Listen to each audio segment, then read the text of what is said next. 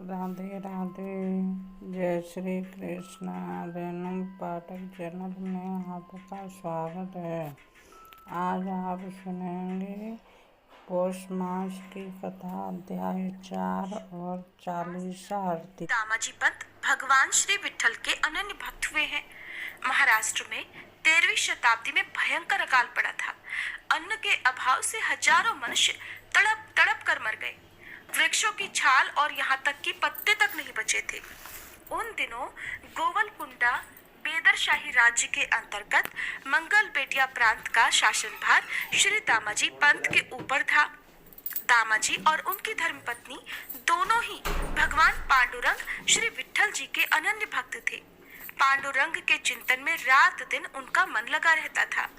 भगवान का स्मरण करते हुए निष्काम भाव से कर्तव्य करना उनका व्रत था।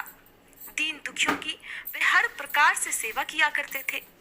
शत्रु को भी कष्ट में पड़ा देखकर वे व्याकुल हो जाया करते थे।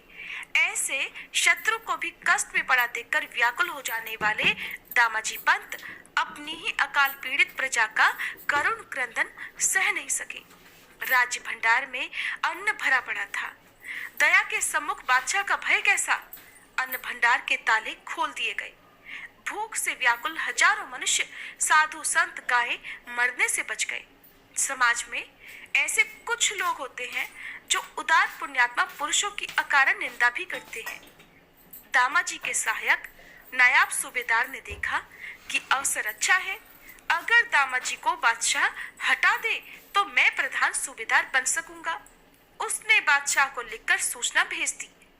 दामाजी पंत ने अपनी कीर्ति के लिए सरकारी अन्न भंडार लुच्चे लफंगों को लुटा दिया। नायाब सूबेदार का पत्र पाते ही बादशाह तो क्रोध से आग बबूला हो गया। उसने सेनापति को 1000 सैनिकों के साथ दामाजी को लेकर आने की आज्ञा दी। सेनापति जब मंगल बेटिया प्रांत में पहुंचा, उस समय दामाजी श्री पांडुरंग की पूजा में लगे हुए थे। सेनापति उन्हें जोर जोर से पुकारने लगे। दामाजी की धर्मपत्नी ने तेजस्विता के साथ कहा, अधीर होने की आवश्यकता नहीं।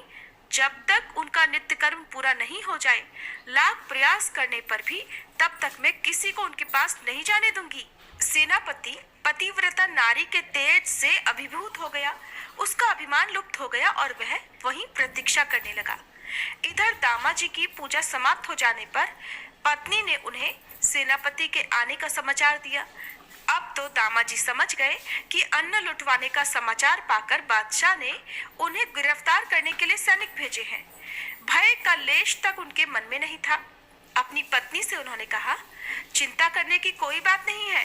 हमने अपने कर्तव्य का ही पालन किया है। बादशाह कठोर से कठोर दंड देगा, इसके लिए तो हम पहले से ही तैयार हैं। भगवान पांडुरंग का प्रत्येक विधान दया से परिपूर्ण ही होता है।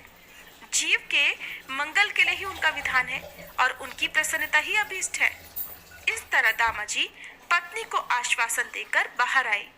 उनका दर्शन करते ही सेनापति का अधिकार गर्व चला गया और उसने कठोरता की बजाय नम्रता पूर्वक कहा, बादशाह ने आपको शीघ्र बुला लाने के लिए भेजा है। जैसे ही इधर दामाजी की गिरफ्तारी हुई, उनकी पत्नी ने कहा, नाथ, भगवान पंडरीनाथ जो कुछ करते हैं उसमें हमारा हित ही होता है। उन दयामय ने आपको एकांत सेवन का अवसर दिया है। अब आप केवल उनका ही चिंतन करेंगे। मुझे तो इतना ही दुख है कि ये दासी स्वामी की चरण सेवा से इतने दिनों तक वंचित रहेगी। सेनापति हथकड़ी डालकर उनको लेकर चलने लगे। दामाजी को अब ना तो बंदी होने का दुख है, न ही पद चले जाने की चिंता। बंधक होते हुए भी वे सर्वथा मुक्त हैं और भगवान पांडुरंग के गुणगान में मग्न हैं। रास्ते भर कीर्तन करते चले जा रहे हैं। गोवलकुंडा के मार्ग में ही पंढरपुर धाम पड़ता है। दामाजी का मन भगवान से भेंट करने का हुआ। सेनापति ने स्वीकृति दे दी। अब मंदिर में प्रवेश करते ही दामाजी का शरीर रोमांचित हो गया। नेत्रों से टपाटप आंसू गिरने लगे। शरीर की सुधि जाती रही। कुछ देर में अपने को संभालकर वे भाव मग्न होकर भगवान की स्तुति करने लगे। देर हो जाने से इधर सेनापति दामाजी को पुकार रहा था। भगवान को साष्टांग प्रणाम करके भगवान की सुंदर मोहिनी मूरत हृदय में धारण करके दामाजी बाहर आए। सेनापति उन्हें लेकर आगे बढ़े। इधर बेदर का बादशाह दामाजी की ही प्रतीक्षा कर रहा था। देर हो जाने से उसका क्रोध बढ़ रहा था। इतने में ही एक काले रंग का किशोर हाथ में लकड़ी लिए, कंधे पर काली कंबल डाले, निर्भयता पूर्वक दरबार में चला आया। उसने जोहर करके कहा, बादशाह सलामत। ये चाकर मंगल बेडिया क्षेत्र से अपने स्वामी दामाजी पंत के पास से आ रहा है। दामाजी का नाम सुनते ही बादशाह ने उत्तेजित होकर पूछा, क्या नाम है तेरा? उसने कहा, सरकार मेरा नाम तो बिट्ठू है। दामाजी के अन्न से पला मैं चमार हूँ। ये अद्भुत सुंदर रूप, ये हृदय को स्पर्श करती मधुर वाणी बादशाह एकटक देख रहा था। बादशाह ने पूछा, क्यों आए हो यहाँ? उसने कहा, अपराध क्षमा हो सरकार। अकाल में आपकी प्रजा भूखी मर रही थी तो मेरे ही स्वामी ने आपके अन्न भंडार को खोलकर सब और अनाज बांट दिया। मैं तो बस उसी का मूल्य देने आया हूँ। आप कृपा करके पूरा मूल्य खजाने में जमा कर ले और मुझे रसीद दिलवाने की कृपा करें। बादशाह तो मन ही मन बड़ा लज्जित हुआ। पश्चाताप करने लगा कि मैंने दामाजी जैसे सच्चे सेवक पर बिना सोचे समझे बेईमानी का आरोप लगाया और उसे गिरफ्तार करने के लिए फौज भेज दी।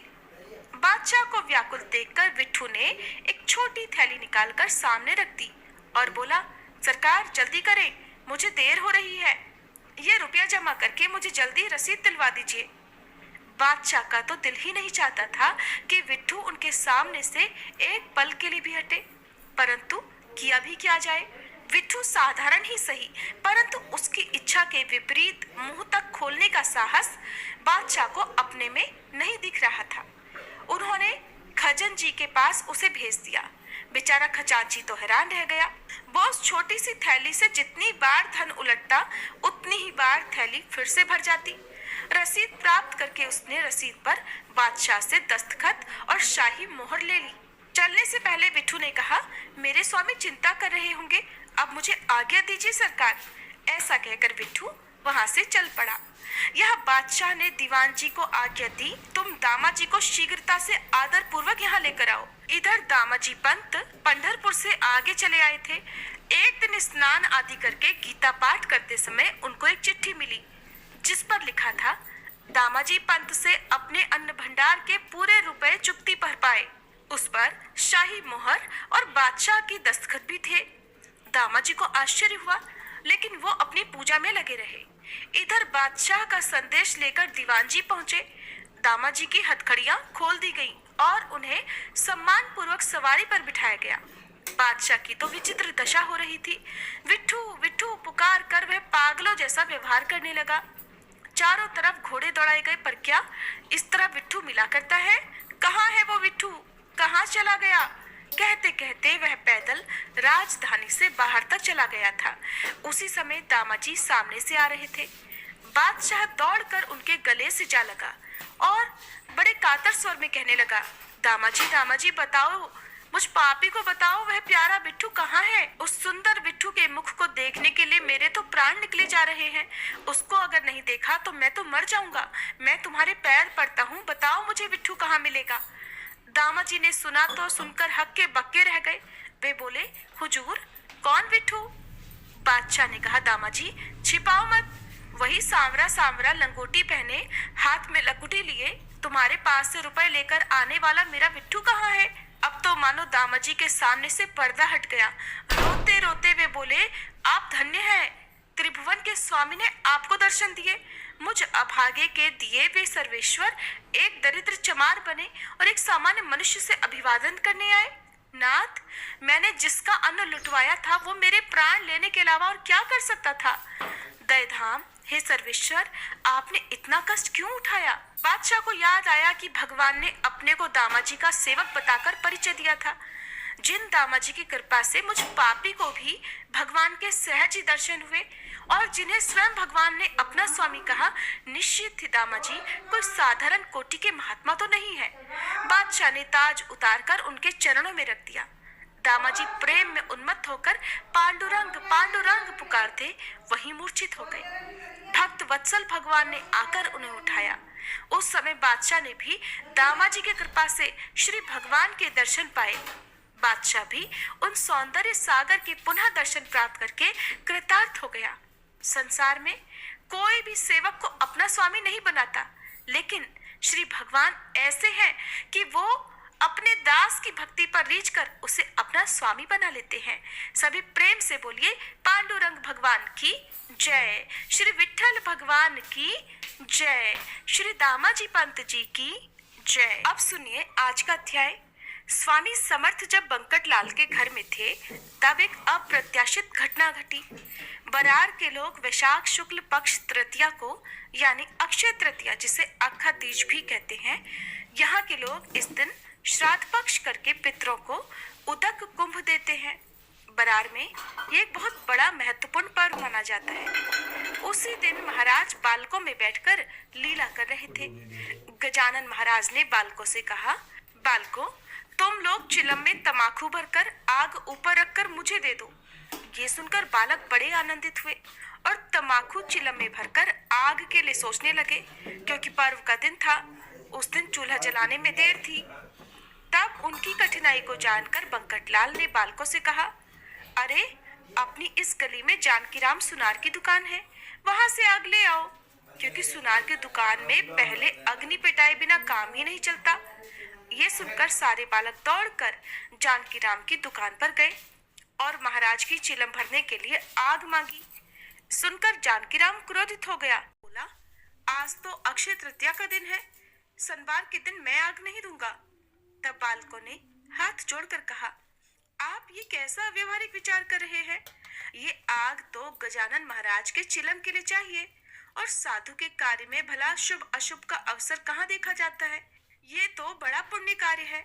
अरे हम लोग तो बालक हैं, आप तो प्रौढ़ व्यक्ति हैं। क्या इतना भी आप नहीं जानते जो ऐसी बातें कर रहे हैं? अगर आप हमें अग्नि देंगे जिससे गजानन महाराज चिलम पीकर तृप्त होंगे तो आपका कल्याण होगा। किंतु जानकीराम ने बालकों की एक भी नहीं सुनी। कहते हैं कि डूबते का पैर और खड्डे में जाता है। वह बालकों से उल्टी सीधी बात करते हुए कहने लगा, अरे गजानन काहे का पुण्यवान और काहे का साधु? अरे वो तो चिलम बहादुर है, गांजा तमाकू पीता है और पागलों की तरह गांव भर में नंगा घूमता है, गंदी गंदी नालियों का पानी पीता है, ना तो उसकी जात का पता न कुल का। भला ऐसे व्यक्ति को मैं तो साधु नहीं मानता। बंकटलाल तो निरा बुद्धू है, उसके ध्यान में ही लगा रहता है। मैं आग वाग नहीं देता उसकी चिलम के लिए। अगर वो साक्षात्कारी है तो आग मांगने की क्या जरूरत है? अपनी शक्ति से ही आग क्यों नहीं लगा लेता? जालंधर नाथ चिलम पीते थे, किंतु आग के लिए वे घर घर नहीं घूमे। जाओ, यहाँ खड़े मत रहो, मैं आग नहीं दूंगा। मेरी नजर में उस पागल की कोई कीमत नहीं। सारे बालक उदास मुख लेकर वापस महाराज जी के पास आए और जो कुछ भी हुआ था वो सारा वृतांत महाराज जी को सुना दिया। महाराज ये सुनकर बंकटलाल से बोले, बंकटलाल, चिलम पर काडी पकड़ो। क्यों? आइए देखते। बंकटलाल ने कहा, महाराज काडी घिसकर मैं चिलम जला देता हूँ, बगैर घिसे काडी पेटती नहीं और अग्नि नहीं होगी।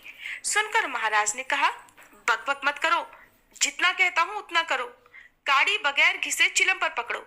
महाराज की आज्ञा मानकर बंकटलाल ने वैसा ही किया। चिलम पर काडी ऊपर पकड़ी तो श्रोताओं क्या चमत्कार हुआ ये भी सुनो। काडी चिलम पर पकड़ते ही अग्नि नारायण चिलम से प्रकट हो गए, अपने आप चिलम जल गई। और ऊपर से आश्चर्य की बात तो ये कि काडी जैसी की थी वैसी ही रही, जली नहीं।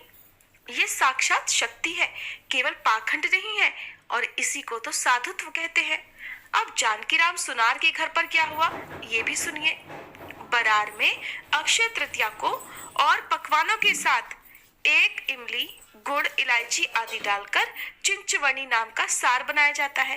अक्सर उसके साथ और पकवानों के पूरण की पुड़िया बनती हैं, वे इसी से खाते हैं। जानकीराम के यहाँ पर वो चिंचवनी बनाई गई थी। जैसे वर्ष प्रतिपदा को निम्न पन्नों का महत्व होता है, वैसे ही अक्षय तृतीया को इस चिंचवनी का महत्व है। दोपहर में जब सुनार के यहाँ भोजन करने के लिए पंक्तियां बैठी, सारी पत्तलें परोसी गई और द्रोणों में ये चिंचवनी भी परोसी गई। अब आश्चर्य की बात यह हुई कि चिंचवणी के द्रोणों में इल्लियां और असंख्य कीट बुझबुझाते यानी कीड़े दिखाई देने लगे, जिससे लोगों को बड़ी घृणा हुई और वे लोग तुरंत उठकर वहां से चले गए। सारा का सारा अन्न पकवान व्यर्थ हो गया। ये सब देखकर जानकीराम सुनार अधोवदन होकर खिन्न मन से सोचने लगा कि ऐसा क्यों हुआ। केवल अन्न ही नहीं बेकार हुआ, बल्कि पितरों का श्राद्ध भी उपोषित हो गया। अब उसने अनुमान लगाया कि महाराज की चिलम की अग्नि को मैंने मना कर दिया था, खूब बुरा भला कहा था, उसी का ये फल है। इसके लिए मैं ही दोषी हूँ। बंकटलाल ने उसका समाधान करते हुए समझाया कि आपने जो इमली ली शायद उसके बीज कीड़े वाले होंगे। सुनकर जानकीराम ने कहा, सेठ जी आप ऐसा कैसे कहते हैं? मैंने तो बिल्कुल नई और शुद्ध इमली ली थी। बीज अभी भी कूड़े में पड़े हुए हैं, देख लीजिए, कहीं कीट का कोई नाम तक नहीं है। अब आप ऐसा करें कि मुझे महाराज जी के पास लेकर चलिए, मैं उनके चरण पकड़कर अपने अपराध के लिए क्षमा मांगूंगा। संत तो दयाधन होते हैं, मुझे अवश्य ही क्षमा कर देंगे। ऐसा कहकर जानकीराम डरते डरते महाराज के पास गया। उनके चरणों में साक्षात दंडवत करते बोला, दयाधन मैंने तो बहुत बड़ा अपराध किया है, अनेकों अपराध किए हैं, आप मुझे कृपा करके क्षमा कर दीजिए। आप तो साक्षात पार्वतीपति भगवान शंकर हैं। जो मेरा भ्रम था उसका आज निवारण हो गया। मेरे अपराध तृणों को आप अपनी कृपा अग्नि से भस्म कीजिए। इसके बाद मैं कभी भी अवहेलना नहीं करूंगा। जितना दंड आज दिया है उतना ही बस है। आप अनाथों के नाथ हैं। हे दया प्रभु मुझ पर भी कृपा कीजिए, मेरा अंत ना देखिए। ये सुनकर महाराज जी बोले, अरे तिल भर भी झूठ मत बोल। तुम्हारे उस चिंचवनी सार में कहाँ कीड़े हैं? वो तो मधुर और उत्तम स्वादिष्ट है, बिना वजह ही हम पर दोष मरता है। सुनकर लोगों ने जाकर दोबारा जब पात्र देखा तो सार स्वच्छ और बिल्कुल कीड़े रहित हो गया था। पहला दृश्य एकदम बदल गया था। शाम का समय हो चला था। अब तो देखते ही देखते यह आश्चर्यजनक घटना पूरे गांव भर में फैल गई, उसी तरह जैसे कस्तूरी की सुगंध फैल जाती है। जिस उसके मुंह से यह चमत्कारिक समाचार कथन किया जा रहा था, हर कोई इस चमत्कार के बारे में ही बात कर रहा था। शेगांव में चंदू मुकीन नाम का एक समर्थ परम भक्त था। जेठ का महीना था। अनेक भक्त महाराज के चारों ओर बैठे थे। कोई आम काट रहा था, कोई आम की फांके महाराज के हाथ पर दे रहे थे। कुछ हाथ जोड़े महाराज के पद कमलों में दृष्टि लगाए बैठे थे, तो कोई मिश्री का प्रसाद बांट रहे थे। कोई महाराज जी के गले में पुष्पहार पहना रहे थे, तो कोई महाराज के अंग में चंदन का लेप लगा रहे थे। तब महाराज ने चंदू से कहा, मुझे ये आम नहीं चाहिए, तेरे घर में मटके में 2 गुजिया है, वो ही ला कर दे। तब चंदू हाथ जोड़कर बोला, महाराज इस समय गुजिया काहे की? अगर आपकी इच्छा हो तो मैं नई तलवा कर ले आऊंगा। महाराज जी ने कहा, अरे अरे मुझे ताजे नहीं चाहिए, जो रखे हैं बस वही लाओ। बिना काम के समय व्यर्थ में मत बिता, बहाने मत बना, गुरु से झूठ नहीं बोलना चाहिए। अन्य लोगों ने चंदू से कहा, अरे जाकर घर में देखो, महाराज कह रहे हैं वो झूठ नहीं होता। अब चंदू अपने घर में जाकर अपनी पत्नी से पूछने लगा, अरे भाग्यवान घर में गुजिया है क्या? उसकी पत्नी ने कहा, मैंने अक्षय तृतीया को गुजिया बनाई थी, वो तो उसी दिन समाप्त हो गई थी। अब तो इस बात को 1 महीना बीत गया, अब भला घर में गुजिया कहाँ से रहेंगी? लेकिन अपने घर में गुजियों का सामान सिद्ध है, आप कहें तो मैं झट से ताजी तैयार कर देती हूँ। तब चंदू ने कहा, महाराज को ताजी गुजिया नहीं चाहिए, मटकों की चढ़ान में जो रखी है वही चाहिए। सुनकर उसने कुछ याद करके कहा, महाराज की वाणी तो एकदम सत्य है, 2 गुजिया बची थी, वो मैंने मटके में रख दी थी, और अब मैं इस बात को तो बिल्कुल भूल ही गई थी। ऐसा कहकर उसने मटकों की चढ़ान उतार कर ढूंढना शुरू किया। आश्चर्य की बात यह कि बीच के मटके में 2 गुजिया रखी थी, जो थोड़ी थोड़ी सूख गई थी, किंतु विकृत नहीं हुई थी, खराब नहीं हुई थी, उसमें बुरशी इत्यादि भी नहीं लगी थी। सत्य है, संतों की बातें कभी व्यर्थ नहीं होती। गुजिया पाकर पति पत्नी दोनों बड़े हर्षित हुए और कहने लगे, वस्तुतः ये सर्वज्ञ योगीराज है। अब चंदू ने वो दोनों गुजिया ले जाकर महाराज जी को दी, जिन्हें महाराज जी ने बड़े प्रेम से पाया, जैसे भगवान राम ने शबरी और भिल्ली के घर बेर खाए थे। उसी तरह से गुजिया खाई। ये लीला देखकर सभी लोग कहने लगे, महाराज तो बड़े त्रिकालदर्शी हैं, उन्हें तो भूत भविष्य वर्तमान सब कुछ पता लगता है। शेगांव से दक्षिण में चिंचोली नाम का एक छोटा सा देहात है। उसी गांव का रहने वाला माधव नाम का एक ब्राह्मण था। तरुणावस्था में प्रपंच ही उसका दैवत था। प्रारब्ध के आगे तो कोई नहीं जा सकता। जैसा विधि का लेख होता है, होकर तो वही रहता है। माधव के पत्नी, पुत्र आदि सब कोई परलोक सिधार गए। अब उसके पास कोई नहीं बचा था, जिससे परेशान होकर, उद्विग्न होकर वह भी संसार से विरक्त हो गया। उसके घर में जो भी वस्तु थी, जो भी सामान था, उसने सब कुछ बेच डाला और सोचने लगा कि मैं युवावस्था में संसार से व्यग्र रहा। दीन बंधु, आपका स्मरण तो मैंने कभी किया ही नहीं। अब सारा संसार शांत हो गया है। मेरे पास मेरा कोई परिजन नहीं बचा। अब आपके बिना मेरी रक्षा कौन करता है? ऐसा पश्चाताप दग्ध होकर वह शेगांव में आया और गजानन महाराज के द्वार पर हट करके बैठ गया। मुंह से नारायण नारायण नाम का स्मरण करते हुए उसने अन्न जल छोड़कर उपवास करना शुरू कर दिया। इसी अवस्था में एक पूरा दिन बीत गया। महाराज जी ने उसे वैसा करने से रोकने का प्रयास किया। महाराज जी ने कहा कि देखो, ऐसा करना ठीक नहीं है। यही नारायण का नाम तुमने पहले क्यों नहीं स्मरण किया? अब प्राण निकल जाने पर वैद्य बुलाकर भला क्या लाभ है? तारुण अवस्था में ब्रह्मचर्य का पालन करके वृद्धावस्था में स्त्री करने से कोई लाभ नहीं। अरे, जो जिस समय करना है वो काम उसी समय करना चाहिए। घर जलने पर कुआं खोदने से क्या लाभ? जिस कन्या पुत्रों के लिए तुम आजन्म पचते रहे, अंत में वे सब के सब तो तुम्हें छोड़कर चले गए। शाश्वत को छोड़कर अशाश्वत का परिपोष करता रहा। अब किए हुए कर्म का फल तो तुम्हें भुगतना ही पड़ेगा। ये सुनकर भी माधव ने हठ नहीं छोड़ा। लोगों ने उसका उपवास खुलवाने का बहुत प्रयास किया, लेकिन सब व्यर्थ हो गया। कुलकर्णी नामक एक सज्जन ने भी घर ले जाकर उसे भोजन कराने का प्रयास किया, किंतु माधव ने तो किसी की भी नहीं सुनी। वो तो बस नारायण का स्मरण करते हुए वहीं डटा रहा। इस अवस्था में रात के बाद दोपहर बीत गई। आकाश अंधकार से भर गया। रात्रि का डरावना ध्वनि स्वर आसपास गूंजने लगा। पास में कोई नहीं है, ऐसा देखकर महाराज ने एक कौतुक किया। यम के समान भयानक रूप धारण करके वे माधव की ओर मुख पसार कर दौड़े। अब तो ये देखकर माधव डर गया और जीभ निकालकर बाहर की ओर भागा। मारे डर और घबराहट के मुंह में झाग आने लगे, शब्द नहीं फूट रहे थे। ऐसा देखकर महाराज सौम्य रूप में आकर माधव से बोले, अरे, क्या यही तुम्हारा धैर्य है? तुम काल के भक्ष्य हो, ऐसे ही तुम्हें काल एक दिन खाएगा। ये मैंने केवल आगामी संकेत मात्र से तुम्हें बताया है। तब माधव ने कहा, भगवान, अब आप यमलोक की वार्ता ना कीजिए, मुझे वहां जाने से बचाइए।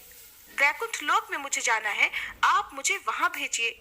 मेरे पातक राशि को भस्म करना अब आपके लिए तो असंभव नहीं है।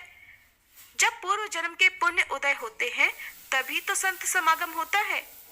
तब महाराज जी ने हंसकर कहा, माधव, तुम्हारा अंतकाल समीप आया है। नारायण नारायण ही भजो, असावधान मत रहो। अगर चाहते हो तो मैं तुम्हारी आयु बढ़ा दूंगा। सुनकर माधव ने कहा, दयाधन, आयु बढ़ाकर फिर से इसी लोक प्रपंच में मुझे आप मध्य के लिए। महाराज ने कहा, तथास्तु, जो तुम चाहते हो वही होगा। अब तुम इस भूमि पर पुनः जन्म नहीं लोगे। ये गुप्त संवाद माधव और महाराज जी के बीच में हुआ, जिसका वर्णन ही नहीं किया जा सकता। माधव इहलोक के पूरे कार्यों से विरक्त हो गया। सो लोग उपवास के कारण ये उन्मत्त हो गया है ऐसा कहने लगे, बल्कि सच्चाई तो कुछ और थी। माधव का देहावसान हो गया और वह समर्थ सन्निधि तथा उनके वरदानों से मुक्त हो गया। एक बार महाराज अपने शिष्यों से बोले कि वैदिक ब्राह्मणों को बुलवाकर यहाँ मंत्र घोष करवाओ, जिससे देवाधिदेव प्रसन्न होंगे। कैरी का पन्ना, पेड़ा, बर्फी, खोवा, भीजी, नमक युक्त चना दाल, इसका उपहार देकर 1-1 रुपया दक्षिणा भी दो। ब्राह्मण धन पाठी होना चाहिए। सुनकर शिष्यों ने कहा, महाराज, शेगांव में वैदिक ब्राह्मण तो है नहीं। आप कहेंगे सो खर्चा तो हम करने को तैयार हैं, किंतु ऐसा ब्राह्मण मिलना मुश्किल है। ये सुनकर महाराज बोले, आप लोग तैयारी करिए, भगवान ब्राह्मण स्वयं भेज देंगे। यह सुनकर सभी लोग बड़े प्रसन्न हुए और थोड़ी ही देर में 100 रुपया जमा हो गया। उन्होंने सब सामान लाया, चंदन घिसकर केसर मिलाई, कपूर मिलाया। सामान्यतः दोपहर के समय ब्राह्मण आ ही गए, जो पद पाठ जटा धन पाठ जानते थे। बड़े वैभवपूर्ण वसंत की पूजा की गई। ब्राह्मणों ने वेद पाठ किया, दक्षिणा पाकर आनंदित होकर अन्य ग्राम गए। जो भी संत के मन में आता वो सब कुछ पूर्ण हो ही जाता है, ऐसा संतों का प्रभाव है। बंकट लाल और उनके वंशज आज भी ये उपक्रम शेगांव में कर रहे हैं। धन्य है शेगांव और वहां के रहने वाले सभी वासी जिन्हें महाराज जी के दर्शन हुए। हरे कृष्ण। आज की कथा में बस इतना ही। इसके आगे की कथा आप सभी कल के अध्याय में सुनिएगा। अब सुनिए सूर्य चालीसा पाठ। हरत हो घोरतम अगणित किरण पसारी, वंदन करूं तब चरणन में अर्घ देऊं जलधारी। सकल सृष्टि के स्वामी हो सचराचर के नाथ, निस दिन होत तुमसे ही होवत संध्या प्रभात। जय भगवान सूरतमहारी, जय खगेश दिन कर शुभकारी। तुम हो सृष्टि के नेत्र स्वरूपा, त्रिगुण धारी त्रैवेद स्वरूपा। तुम ही करता पालक संहारक, भुवन चतुर्दश के संचालक। सुंदर बदन चतुर्भुजधारी, रश्मि रथी तुम गगन विहारी। चक्र शंख अरु श्वेत कमल धर, वर मुद्रा सोहत चोटे कर। शीश मुकुट कुंडल गलमाला, चारु तिलक तब भाल विशाला। सप्त अश्वरथ अति द्रुत गामी, अरुण साथी गति अविरामी। रक्त वरुण आभूषण धारक, अति प्रिय तोहे लाल पदारथ। सर्वात्मा कहे तुम्हें ऋग्वेदा, मित्र कहे तुमको सब वेदा। पंच देवों में पूजे जाते, मनोवांछित फल साधक पाते। द्वादश नाम जाप उद्धारक, रोग शोक अरु कष्ट निवारक। माँ कुंती तब ध्यान लगायो, दानवीर सूत कर्ण सो पायो। राजा युधिष्ठिर तब जस गायो, अक्षय पात्र वो वन में पायो। शस्त्र त्याग अर्जुन अकुरायो, बन आदित्य हृदय से पायो। विंध्याचल तब मार्ग में आयो, हाहाकार तिमिर से छायो। मुनि अगस्त गिरि गर्व मिटायो, निज तप बल से विंध्य नवायो। मुनि अगस्त तब महिमा गाई, सुमिर भये विजयी रघुराई। तोहे विरोग मधुर फल जाना, मुख में ली नहीं तोहे हनुमाना।